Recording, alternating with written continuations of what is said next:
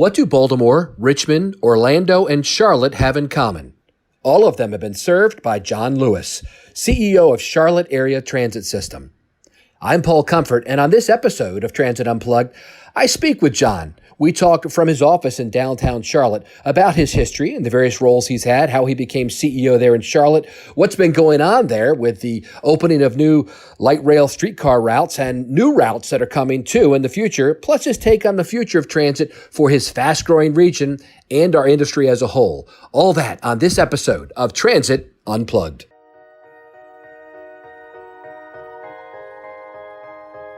What does it mean to be a successful public transit agency? What are you doing to lead the way? It's time to learn from the top transit professionals in North America. This is Transit Unplugged with your host, Paul Comfort. I'm Paul Comfort, your host of Transit Unplugged here in Charlotte, North Carolina. My friend John Lewis. John, great to have you with us today. Great to be here. Thanks for having me. We're sitting in John's corner office with a great view of the city. And look, is that a transit center over there? It is. It's our center, our Charlotte Transit Center, just out the window. So John is a longtime industry veteran. And John, I guess let's kick it off. Tell us about your history and how you ended up here in Charlotte. Well, it's been quite a path for me. I mean, I've bounced around as many of us in the industry have. I started my career in Baltimore. At the Maryland Transit Administration. You know, I had worked in policy. I'd worked on Capitol Hill, working for Barbara Mikulski for a number of years. I got into transportation policy and then went over to the state, did some lobbying for Maryland DOT, then caught the bug and wanted to get into operations. Worked on the highway side for a little bit. Worked on the Intercounty Connector. Interestingly enough, that Intercounty Connector opened several years ago. Right. So I always use that as a lesson that good infrastructure projects generally outlive politics of the moment. What'd you do at the MTA? But I started over in bus operations planning, writing their new rule book, and then had the opportunity to get into bus operations. Got in. That was a difficult time for the agency at that time because we went through literally 2 weeks after I started.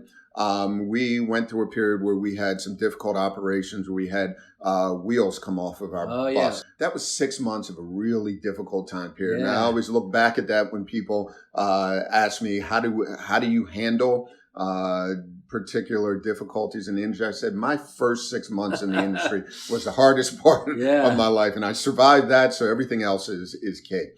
But then we figured that out. And interestingly enough, it was a really easy fix to a very difficult problem. What'd you do? We had, just by happenstance, I had run into an individual retired lieutenant colonel from Aberdeen Proving Grounds. Mm-hmm. A news story had just come on about our 19th incident of rear wheels coming off.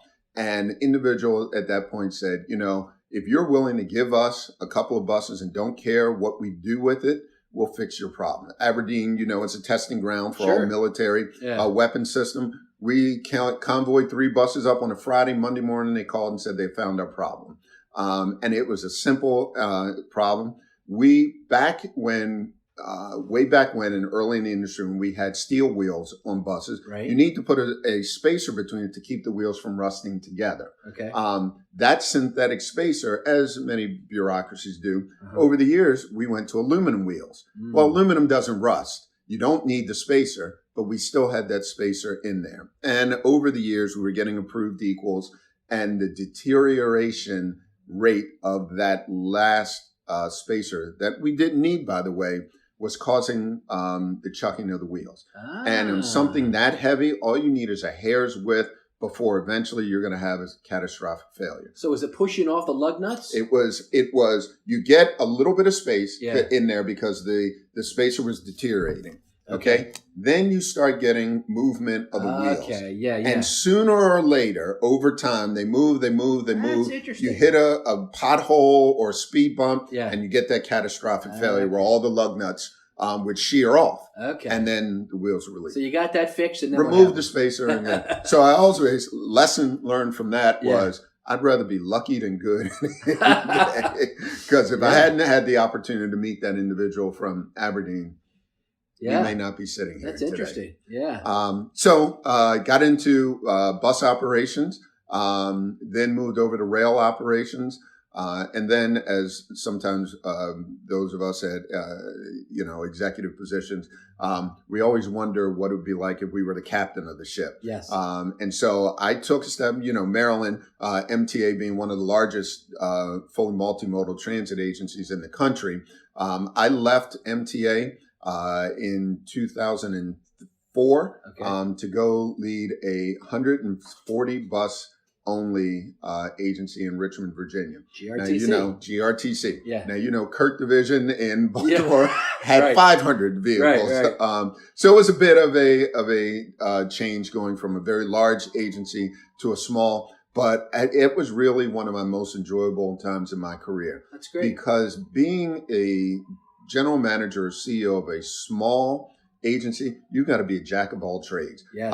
You get to know all the operators, you get to know the mechanics, you get to know the plans, because you have to sit in and many times be a planner, be a budget person, be a government affairs person, because you don't have all of the resources at a small agency that we had at a large agency. Great way to learn that the ropes, was a great time.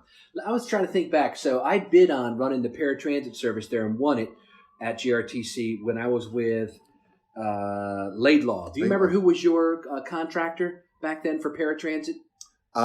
We bounced around a little bit there, and then when I got there, we took it in-house. Oh, you took it in-house, okay. And so we ran that in-house for a while, but it was MV for a while, had the contract. That's right, yeah. Maybe it was when I was with MV. I can't remember which one, but I remember being down there a lot. So how long were you there before you went on to? I was in Richmond for 6 years. Okay. And then had an opportunity from 150 bus agency. I was sitting in my office, was not looking for an opportunity. Yeah. The phone rings and I get a call from a headhunter and said, Orlando's looking for LYNX. Opening up, and a 300 bus entity, little larger. And at that time, the Obama administration was talking about high-speed rail and giving out those grants. And at that time, Central Florida got the single largest high-speed rail grant in the nation. Wow. And so we were thinking through, I looked at,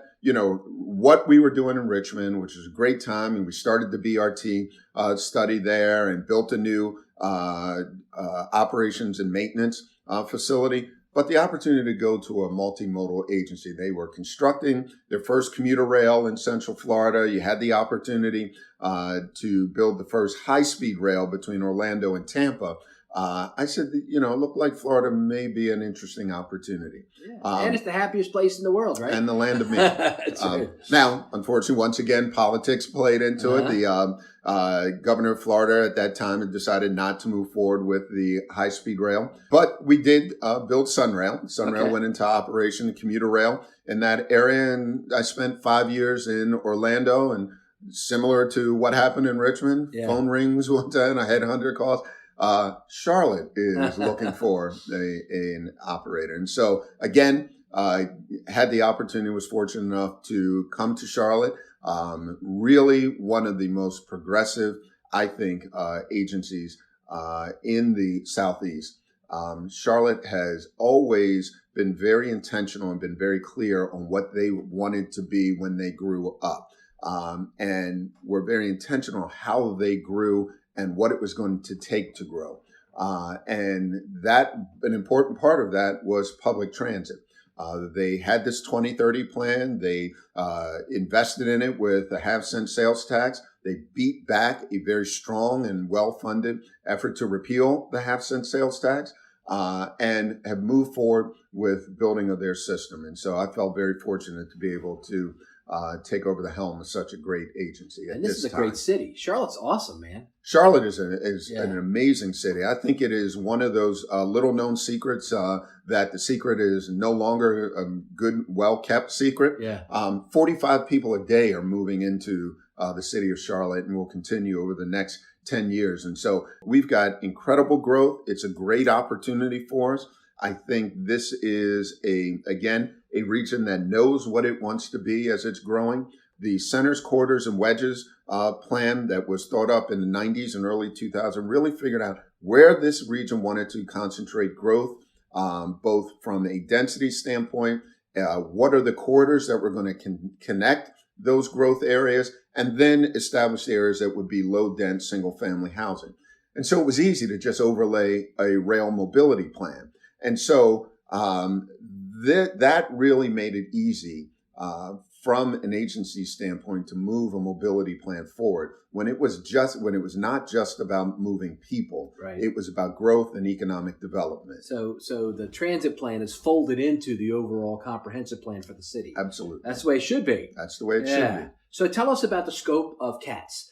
Vehicles, passengers, budget, all that kind of stuff. So CATS is a little bit different agency. CATS is a regional enterprise fund of the city. Okay. So I have a regional board made up of elected officials from throughout Mecklenburg County and a state DOT representative.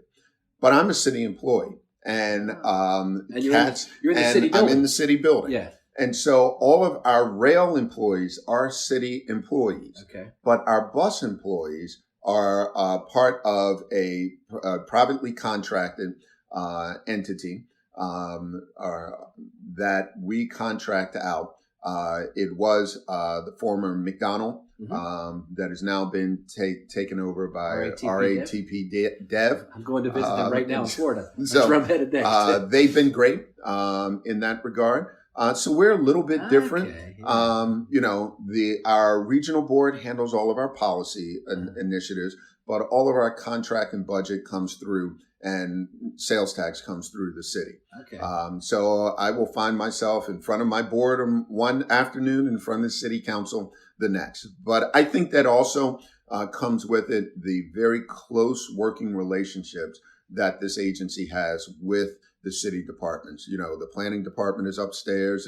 The transportation public works department is 2 floors down. So unlike challenges that I've had in other entities where, development happens and then they contact the transit agency at the last second saying, hey, this business is coming. They're opening next week. Can you put a bus stop there? Right. Or reroute a route? We are find ourselves bought in at the very beginning of a lot of these plans. Yeah. And I think that helps us from a more of a service delivery standpoint, but also meeting the greater needs of the community. So passenger counts, number of vehicles, all that kind of stuff. So CATS we have about 350 buses operating throughout Mecklenburg County. We have our 2030 plan calls for 5 rail corridors, north, south, east, and west. We have just opened our second extension of the Blue Line, which connects southwest to northeast through the city. Just under 19 miles of rail. Is it light rail alignment? Light rail alignment. We have our second corridor, our streetcar, which is our east-west connection, which our first phase opened a little over about 3 years ago, which connected uptown to a 2-mile connection from uptown Charlotte. We call our downtown uptown in Charlotte. Connecting the community college and a major employer of Novant Health. We are now expanding that for the first into the west. So westward from uptown, connecting to Johnson and Wales University and Johnson C. Smith University and the historic West End community.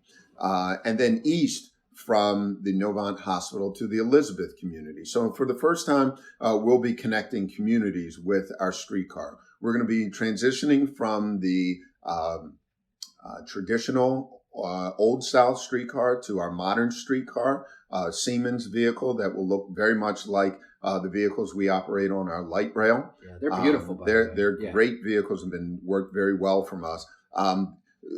we will miss a bit of the nostalgia of our old Gamecos that look kind of like the San Francisco streetcars, but we're real excited about the opportunities that modern streetcar will bring. And then we are finishing up the plans for the next 3 corridors. Okay. We have 3 additional corridors to build. Northern alignment, connecting uptown to our towns of Cornelius, Davidson, and Huntersville, that is currently set for a commuter rail. We have southeast from uptown, connecting to the town of Matthews, which is an 11-mile corridor.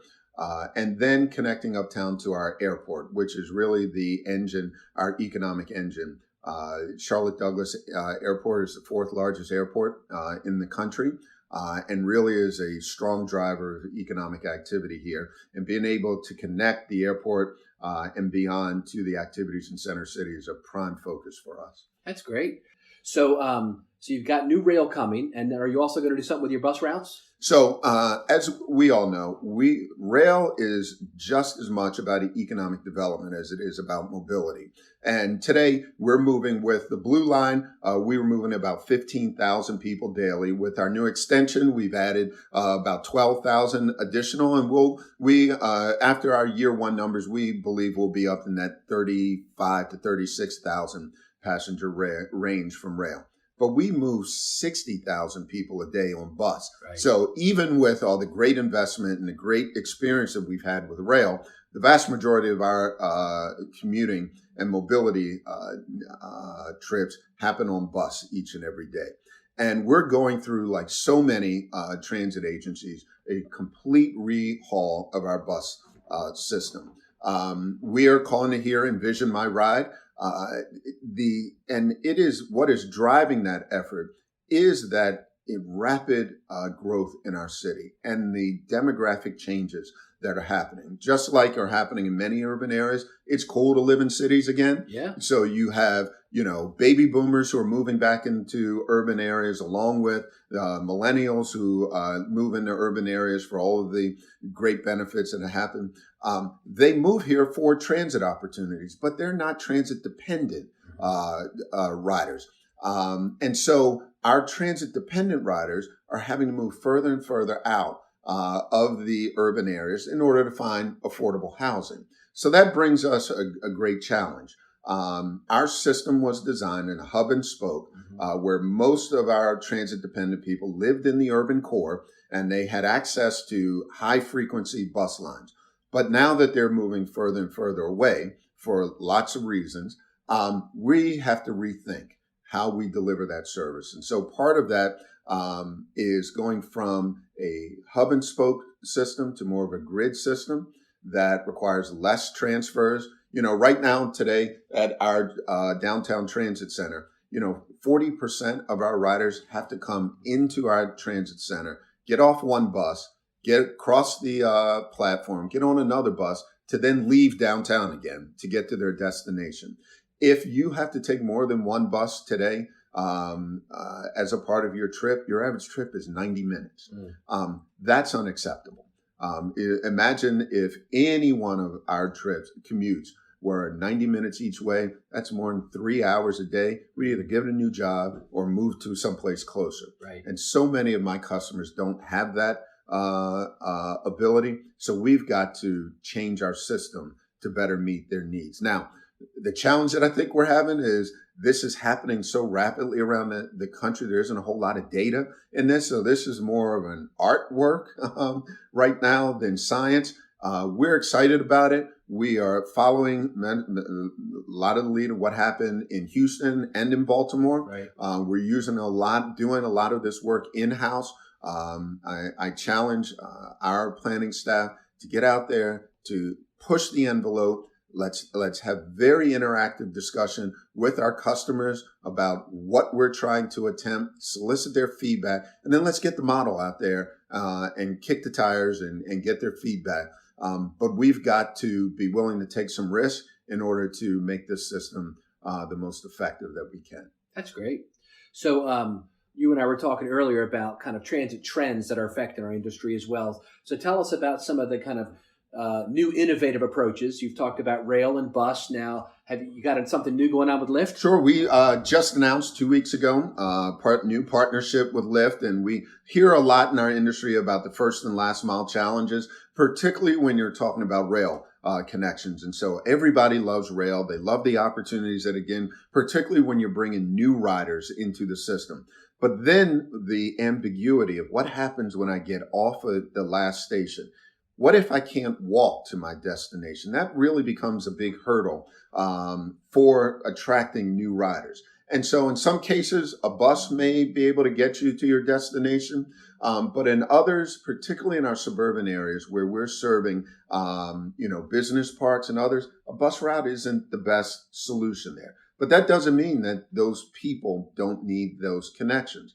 And so we're announced a pilot with Lyft that we will subsidize and participate in the cost within a geo-fenced area. And so we will provide up to $4 in that trip cost, overall trip cost, as long as your trip originates or ends at our rail station. Okay. And so within generally a 2.5 mile radius of our rail station, you can get off of our line and get a subsidized trip with Lyft that will take you from the station directly to your destination. And how do you book that if you're a passenger? And we do that with our, we're doing that from a technology standpoint. So you have to get a monthly pass for CATs.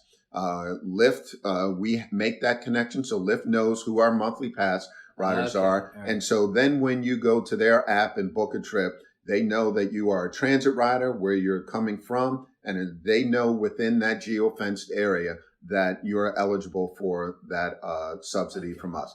More effective, we hope, from a customer standpoint, because it takes out the ambiguity of, all right, did I make that next bus? Did I miss the bus? Am I going to make it to my destination? Much more defined in that regard, much more flexible in that regard, but it also provides a cost-effective option for our customers, that I don't have to operate a route that's operating all day, every day, when really I only need to provide peak service at certain times. So they book it on the Lyft app, and then does Lyft bill you? Lyft bills us monthly. That's good. I haven't seen anybody else do that. That's interesting. We're keeping our fingers crossed, and we'll see how that plays out. Any results in the first 2 weeks that you've seen? Or? We're seeing it's picking up.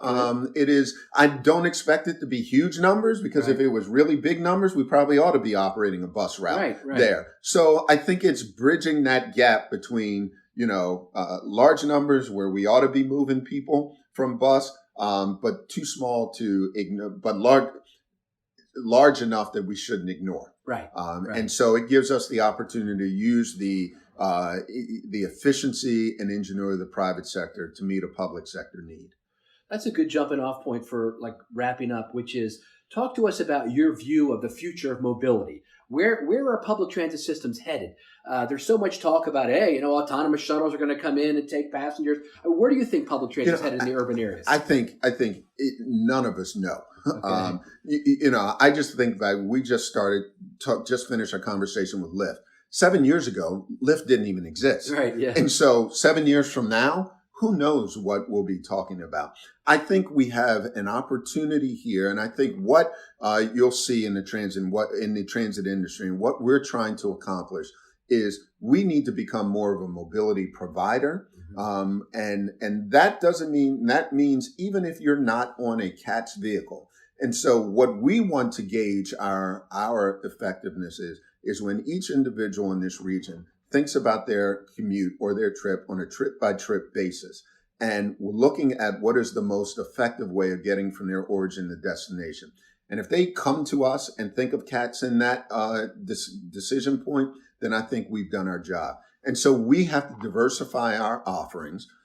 Train is king. Nobody can beat us in terms of the efficiency of rail. Congestion, weather, none of that play into that. We've redesigned our bus system. We're looking at private sector partnerships. So we have to make sure we're offering a variety of services that meet the mobility needs. Now, new technology, we have to be ready and willing to embrace those new technologies that come in. I think in regard to autonomous vehicles, the science and technology is the easy part. We know that those vehicles can go. Whether or not, how Americans embrace that new technology, we'll see. But I think what will happen is that fleets will go first. And so, and I think transit agencies will probably be one of the first to embrace that. And so, my bus routes operate up and down the same corridors each and every day, stopping at the same stops. And so a large percentage of our operating costs are putting an operator behind that wheel. So what if we didn't jump into the autonomous vehicle industry first? I think it would make sense for us, since we've got 350 and growing numbers, to operate autonomous vehicles. Now, I've got to have some real straightforward conversations with my workforce on that, but maybe that operator becomes an ambassador on board that bus, helping people, with their trips and fare payments and others. So we've got to be nimble, that we embrace new technology while still providing the mobility needs that our customers deserve. That's great. Well, you've got a great thing going here. CATS is dominating the news media coverage for transit systems across America with your new Blue Line and all the great plans you've got. It's an exciting time to be. What's next for you? Are you planning to stay around for a while? Oh yeah, I couldn't have a better time than there and find a better place. Everything we're doing is new here in Charlotte, so exciting. I don't have to worry about old trains and other things like so many of us are dealing with in the industry. I just got to find about $6 billion to build out those next 3 corridors. I was going to ask you about that. Is it like in the long-term capital budget yet, or at least the initial? We are. I'll tell you, the downturn in the economy really played havoc with our financial plan. The half-cent sales tax and our plan would have built these corridors. Then we had the downturn. We lost about $2.5 billion in bondable revenue during that, 6 to 7 year period. So we're looking at a way of jumpstarting that and still meeting our 2030 goal, but we're going to have to do it, get creative in that regard. We're still waiting to see what comes out of Washington. I think no matter what we do from a creative delivery standpoint at the local level, the federal government still has to be at least a major partner and funding partner in that. Because without the feds, nothing we do at the local level is going to matter. But if we can continue to count on the feds as a major funding partner, then we're looking to do some creative things in this part with value capture along our current lines, diversifying our funding stream. And then we're going to have a real heart-to-heart conversation with the citizens of this region about additional funding. Very good. Well, thank you, John Lewis, CEO of the Charlotte Area Transit Systems. We were talking today in his office overlooking Charlotte on a beautiful day. The rain has passed, the sun has come out, and I think the future's bright for this area and your system. Thanks for being with us. Thank you, Paul. You've been listening to Transit Unplugged, powered by Trapeze Group. To stay up to date, subscribe on iTunes or Google Play, or join the conversation at transitunplugged.com. Thanks for listening.